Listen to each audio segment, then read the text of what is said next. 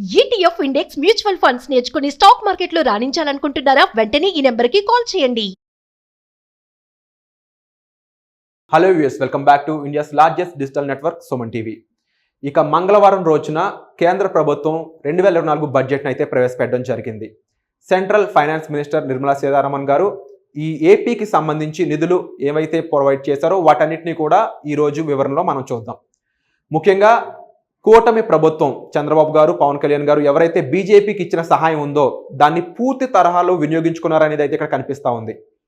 కేంద్ర ప్రభుత్వం నుంచి పూర్తి తరహాలో నిధుల పరంగా కానీ హామీల పరంగా కానీ పూర్తి తరహాలో వారు సాయాన్ని పొందినట్లే ఇక్కడ కనిపిస్తూ ఉంది. ముఖ్యంగా ఏపీని పూర్తి తరహాలో డెవలప్ చేయడానికి ఇన్ఫ్రాస్ట్రక్చర్ పరంగాను, అంటే రోడ్లు, ముఖ్యంగా రోడ్లు ఏవైతే ఉన్నాయో వాటిని పూర్తి తరహాలో డెవలప్ చేయడానికి కొన్ని ప్రాజెక్టులు, పోలవరం లాంటి ప్రాజెక్ట్స్ డెవలప్ చేయడానికి, అలాగే ఎక్కువ స్థాయిలో విద్యార్థులకు పూర్తి తరహాలో సాయం చేయడానికి ఈ హామీలు, ఈ నిధులు అనేవి కేటాయించడం జరిగిందనేది క్లియర్గా కనిపిస్తూ ఉందన్నమాట.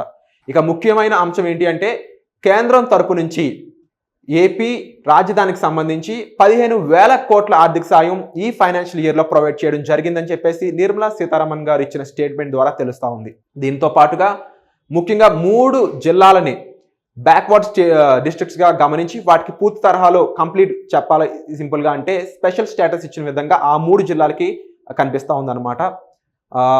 వాటికి పూర్తి తరహాలో సాయం అందించడం పరంగా, అలాగే అధిక నిధులు ప్రొవైడ్ చేయడం గాను ఇక్కడ వాళ్ళు స్టేట్మెంట్ అయితే ఇవ్వడం జరిగింది. ముఖ్యంగా కేంద్ర ప్రభుత్వం నుంచి ఏపీకి ఈ 2024 ఫైనాన్షియల్ ఇయర్లో వచ్చిన ముఖ్యమైన హామీలను, నిధులను టీడీపీ పార్టీ వాళ్ళ అఫీషియల్ ట్విట్టర్ అకౌంట్లో మెన్షన్ చేయడం జరిగింది. ముఖ్యంగా వాటిని ఒకసారి చూసేద్దాం. ఇక్కడ మీరు చూడొచ్చు, తెలుగుదేశం అఫీషియల్ ట్విట్టర్ అకౌంట్ చూసుకున్నట్లయితే ఇక్కడ అన్ని ప్రాంతాల, అన్ని రంగాల అభివృద్ధికి కేంద్రం నుంచి భారీగా నిధులు రాబట్టిన కూటమి ప్రభుత్వం అని అయితే మెన్షన్ చేయడం జరిగింది. ఫలించిన చంద్రబాబు గారి ఢిల్లీ పర్యటన అని కూడా ఇక్కడ మెన్షన్ చేయడం జరిగింది అనమాట.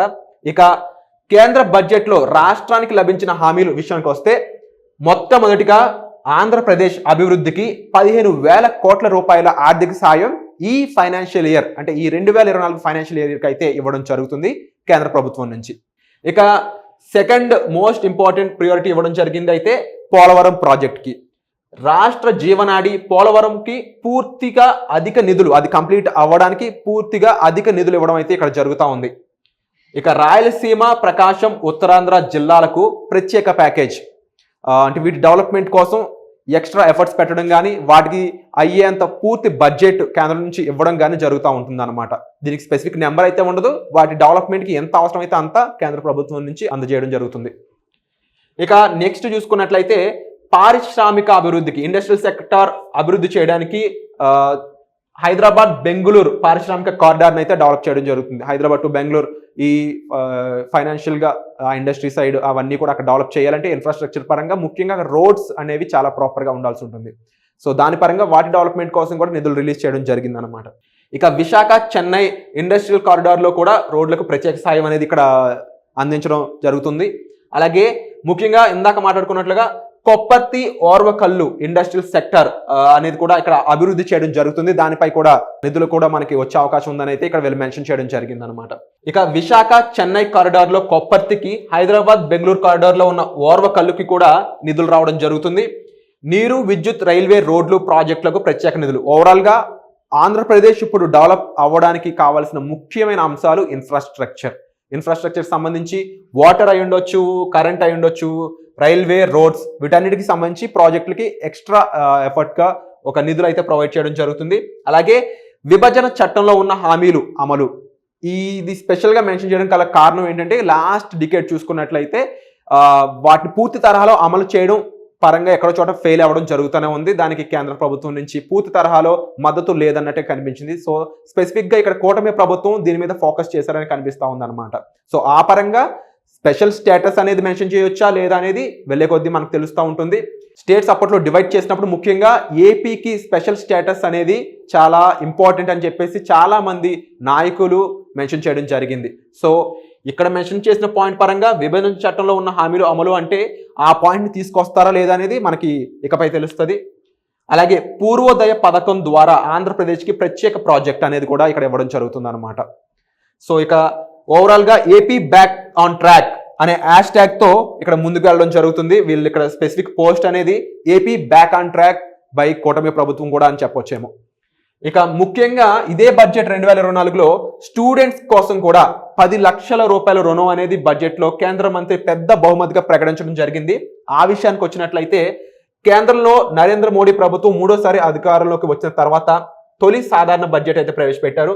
ఈ బడ్జెట్ సమర్పిస్తున్న సందర్భంగా ఆర్థిక మంత్రి నిర్మలా సీతారామన్ విద్యార్థుల కోసం ఒక బిగ్ గిఫ్ట్ అయితే రెడీ చేయడం జరిగింది. అదేంటి అంటే 2024-25 కేంద్ర బడ్జెట్ ప్రసంగంలో ఆర్థిక మంత్రి నిర్మలా సీతారామన్ దేశీయ విద్యా సంస్థలో ఉన్న విద్యను అభ్యసించే విద్యార్థులకు ఓవర్సీస్ స్టూడెంట్స్కి అయితే 10 లక్షల వరకు విద్యా రుణాలు అందుబాటులో ఉంచుతామని చెప్పడం జరిగిందనమాట. ఎవరైతే ఓవర్సీస్ ఎడ్యుకేషన్ కోసం ఫారిన్ కంట్రీస్కి వెళ్తూ ఉంటారో వాళ్ళందరికీ 10 లక్షల రూపాయల రుణం అయితే ఇక్కడ ప్రొవైడ్ చేయడం జరుగుతుంది అనేది ఒక కొత్త స్టేట్మెంట్ గా చూడొచ్చు. ఇక ఓవరాల్ గా ఈ బడ్జెట్ కి సంబంధించిన ఫైనల్ అవుట్పుట్ చూసినట్లయితే ఏపీలో ముఖ్యంగా నిరుద్యోగం ఏదైతే ఉందో, అలాగే ఏపీ అనేది అప్పుల్లో కూరుకుపోవడానికి గల కారణాలు కూడా అక్కడ సరైన ఇన్కమ్ జనరేట్ కాకపోవడం, సరైన ఎంప్లాయ్మెంట్ క్రియేట్ కాకపోవడం, ఈ రెండింటినీ ఫుల్ఫిల్ చేసే విధంగా అక్కడ ఇండస్ట్రియల్ సెక్టర్స్ డెవలప్ చేయడంపై ఎక్కువ ఫోకస్ పెట్టడం జరిగింది కేంద్ర ప్రభుత్వం కానీ లేకపోతే కూటమి ప్రభుత్వం కానీ. కూటమి ప్రభుత్వం యొక్క ఫుల్ ఫోకస్ అంతా కూడా కేవలం ఏపీలో రాజధాని డెవలప్ చేయడమే కాకుండా ఓవరాల్గా ఉన్న ప్లేసెస్లో ఎక్కడైతే మనం ఇండస్ట్రియల్ సెక్టర్ డెవలప్ చేయొచ్చు అనే ఇక్కడ క్లియర్ స్టేట్మెంట్ అయితే కనిపిస్తుంది. బికాస్ ఆఫ్ ఓర్వకల్లు డెవలప్మెంట్ ఏదైతే మీరు చూస్తున్నారో అది. ఒక పక్క వైజాగ్ టు చెన్నై ఏదైతే ఇండస్ట్రియల్ కారిడార్ డెవలప్ చేయాలనే ఉద్దేశం ఉందో, అలాగే Bengaluru to Hyderabad industrial corridor develop చేయాలనే ఉద్దేశం ఉందో, దాని ప్రకారం చూసుకున్నట్లయితే ఇక్కడ ఇన్ ఫ్యూచర్ ఎంప్లాయ్మెంట్ జనరేషన్ అనేది చాలా ఎక్కువ మొత్తంలో జరిగే స్కోప్ అయితే క్లియర్గా కనిపిస్తూ ఉంది. దానికి తగ్గట్టుగానే ఇక్కడ మీరు చూసుకున్నట్లయితే ఇన్ఫ్రాస్ట్రక్చర్ డెవలప్మెంట్ పరంగా కూడా కేంద్ర ప్రభుత్వం నుంచి ఎక్కువ నిధులు అడగడం జరిగిందని తెలుస్తూ ఉంది. దానికి తగ్గట్లుగానే ఇక రాజధానికి కూడా 15,000 కోట్ల సాయం అందించడం అనేది కూడా ఒక పెద్ద మొత్తంలో ఒక మంచి హెల్ప్ అనేది చెప్పొచ్చు. కూటమి ప్రభుత్వం మాత్రం ఇక్కడ కీ రోల్ ప్లే చేసిందని చెప్పాలి. ముఖ్యంగా బీజేపీకి పూర్తి తరహాలో ఈ కూటమి ప్రభుత్వం తమ మద్దతు అందించడం ద్వారా దాన్ని తిరిగి ఈ రిజల్ట్ ద్వారా పూర్తి తరహాలో వెనక్కి తెచ్చుకున్నారు రిజల్ట్ పరంగా. సో ఓవరాల్గా చూసుకున్నట్లయితే అప్కమింగ్ పోలవరం ప్రాజెక్ట్ పూర్తి అవడానికి పూర్తి తరహాలో అధిక నిధులు ప్రొవైడ్ చేయడం అవి ఉండొచ్చు, రాజధాని పరంగా 15,000 కోట్ల సహాయం అయి ఉండొచ్చు, అలాగే ఓవర్సీస్ స్టూడెంట్స్కి 10 లక్షల రూపాయల రుణం అయి ఉండొచ్చు, ఓర్వకల్లు ఇండస్ట్రియల్ కారిడార్ డెవలప్మెంట్ అయి ఉండొచ్చు. ఇలా చూసుకునే కొద్దీ ఏపీ బ్యాక్ ఆన్ ట్రాక్ అనే ఈ హ్యాష్ ట్యాగ్ ఏదైతే ఉందో ఇన్ ఫ్యూచర్ చాలా ట్రెండింగ్ అయ్యే అవకాశం కూడా కనిపిస్తూ ఉంది. ముఖ్యంగా డెవలప్మెంట్ వైపు ఇది ఒక మొదటి మెట్టుగా మనం చూడొచ్చు. సో మరింత బెటర్మెంట్ కోసం ఇవన్నీ కూడా చాలా ఉపయోగపడతాయని చెప్పాలి. ఇక ఈ బడ్జెట్ 2024 పై ఏపీకి ఇచ్చిన నిధులపై మీ అభిప్రాయం ఏంటి కామెంట్ సెక్షన్ లో మెన్షన్ చేయండి. సో వచ్చే ఎపిసోడ్లో మళ్ళీ కలుద్దాం. Thank you so much. Suman టీవీలో మీ పర్సనల్ అండ్ బిజినెస్ ప్రమోషన్స్ కోసం కింది నెంబర్కి కాంటాక్ట్ చేయండి.